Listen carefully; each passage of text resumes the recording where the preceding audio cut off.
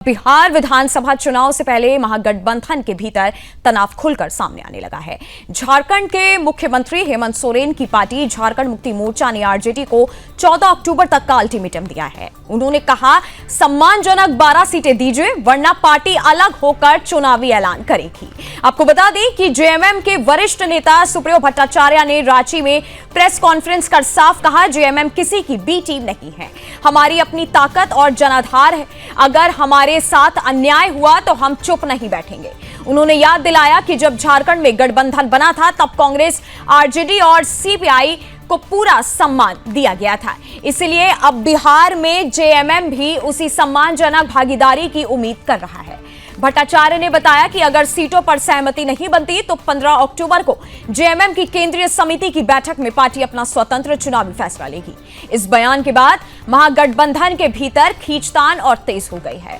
पहले से ही आरजेडी, कांग्रेस और वाम दलों के बीच सीट बंटवारे की लेकर मतभेद जारी है और अब जेएमएम के सख्त रुख ने इंडिया गठबंधन की एकजुटता पर नए सवाल खड़े कर दिए। वहीं राजनीतिक विश्लेषकों का कहना है कि अगर बातचीत नाकाम रहती है तो जेएमएम बिहार में स्वतंत्र रूप से मैदान में उतर सकता है, जिससे विपक्षी एकता को बड़ा झटका लग सकता है। अब सबकी निगाहें 14 अक्टूबर पर टिकी हैं। क्या तेजस्वी यादव और कांग्रेस जेएमएम को मना पाएंगे या फिर बिहार चुनाव से पहले ही महागठबंधन में दरार पक्की हो जाएगी?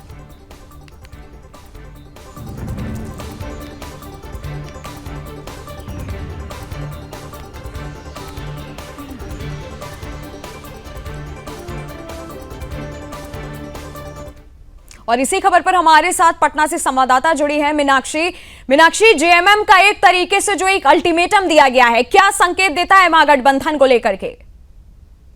बिल्कुल, देखिए, विधानसभा चुनाव से पहले जो है महागठबंधन की सीटों का बंटवारा लगभग तय हो गया है, लेकिन जो कल देर रात तक लंबी बैठक चली उसमें ज्यादातर जो सीटें हैं उस पर सहमति बन गई है, लेकिन जो दर्जन भर सीटें हैं उस पर जो है पैच अभी भी फंसा हुआ मिल रहा है। जानकारी मिल रही है कि जो महागठबंधन के अंदर आरजेडी को जो है 135 सीटें मिली है, कांग्रेस को 55 मिली है, वीआईपी को 18 मिली है, भाकपा माले में 20 आई है और सीपीआई में जो है 6 और सीपीआईएम को 4 और जेएमएम को 2 जो है मिली है और आरएलजेपी को 2 और आईपी गुप्ता को 1 सीट मिलने की जो है संभावना जताई जा रही है। और राजद अध्यक्ष जो है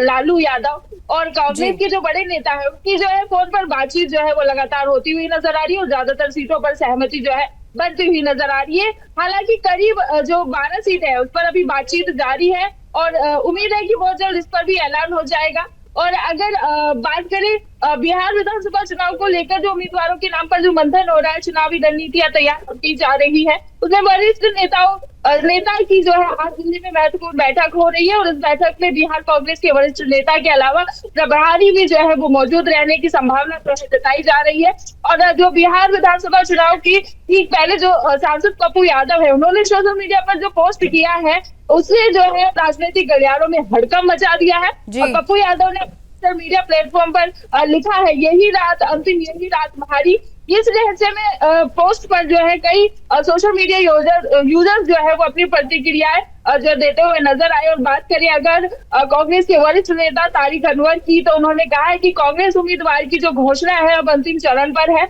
उम्मीद है कि उम्मीदवारों के जो चयन है किसी प्रकार का भेदभाव नहीं किया जाएगा। पिछली बार विधानसभा चुनाव में भारी मतों से पराजित हुए थे उम्मीदवार, तो उनसे जो है वो परहेज करेंगे। और इसमें जो है कांग्रेस नेता तारिक अनवर ने ये भी कहा है कि इंडी गठबंधन के भीतर जो है सीट बंटवारे को लेकर कोई मतभेद नहीं है, चर्चा जारी है। लेकिन आपने जो बात की है कि विपक्षी गठबंधन इंडिया की ओर से जो 14 अक्टूबर तक आगामी बिहार विधानसभा चुनाव के लिए झारखंड मुक्ति मोर्चा ने जो बात कही है, उसने कहा है कि सम्मानजनक सीटें नहीं जीतेगी तो पार्टी अपना फैसला खुद लेगी। झामुमो के जो केंद्रीय महासचिव है, प्रवक्ता सुप्रियो भट्टाचार्य ने कहा है कि पार्टी बिहार चुनाव में इंडी गठबंधन के सहयोगी के रूप में कम से कम 12 विधानसभा सीटों पर जो है वो चुनाव लड़ना चाहती है। और अगर बात करें असदुद्दीन ओवैसी की पार्टी की, तो विधानसभा सीटों पर पहली सूची जो है जारी कर दी है उन्होंने, और जहां वो चुनाव लड़ने जा रही है जिससे चुनावी माहौल गर्मा गया है, उनमें कुल 16 जिलों के 32 विधानसभा क्षेत्रों के जो चुनाव है उस पर लड़ने का उन्होंने फैसला किया है। और इसके साथ ही जो जनशक्ति जनता दल के राष्ट्रीय अध्यक्ष है तेज प्रताप यादव, जी उन्होंने मीनाक्षी, और एक तरीके से ये भी खबर आ रही है कि आज दिल्ली में कांग्रेस की बैठक भी हो सकती है, साथ ही जेएमएम को लेकर के कई सवाल खड़े हो रहे हैं। अगर मान लीजिए जेएमएम अलग होता है तो क्या महागठबंधन की एक तरीके से एकता पर वार माना जाएगा, बड़ा वार? बिल्कुल, देखिए जो महागठबंधन है वो जेएमएम को अलग होने से जो है कोशिश कर रहा है कि पूरी कि वो ना अलग हो, लेकिन देखते हैं कि यहाँ पर जो रिजल्ट आने वाला है, बैठकों का दौर क्योंकि जारी है, चर्चा क्योंकि जारी है, और दिल्ली में अब जो है बैठकें आ चुकी है पटना के विधानसभा चुनाव सीटों को लेकर, तो कुछ ना कुछ रिजल्ट जो है शाम तक आपको देखने को मिलेगा। इसके साथ ही यहाँ पर कई बड़े नेताओं ने ये साफ कर दिया है कांग्रेस के कि गठबंधन नहीं हिलने वाला है, गठबंधन नहीं टूटने वाला है, नहीं बिखरने वाला है, दावा करते हुए कई बड़े नेता जो है नजर आए हैं। इसी के साथ अगर मैं आपको बता दूं कि कल शाम जो है हम कांग्रेस के वरिष्ठ नेता हैं अखिलेश सिंह जी, उनसे हम मिले थे, तो उन्होंने भी यही दावा करते हुए नजर आए थे कि महागठबंधन जो है वो मजबूत गठबंधन है और वो नहीं टूटने वाला है किसी भी कीमतों पर। लेकिन जैसे कि जहां पर जो झामुमो है, उन्होंने साफ कर दिया कि उन्हें अगर सम्मानजनक सीटें नहीं मिली तो वो जो है गठबंधन तोड़ देगी, तो कहीं ना कहीं बीच का रास्ता जो है यहाँ पर सबको देखने को मिल सकता है। जी मीनाक्षी, और साथ ही नेता प्रतिपक्ष तेजस्वी यादव की तरफ से कोई प्रतिक्रिया देखने को मिली है इस अल्टीमेटम पर जो दिया गया है?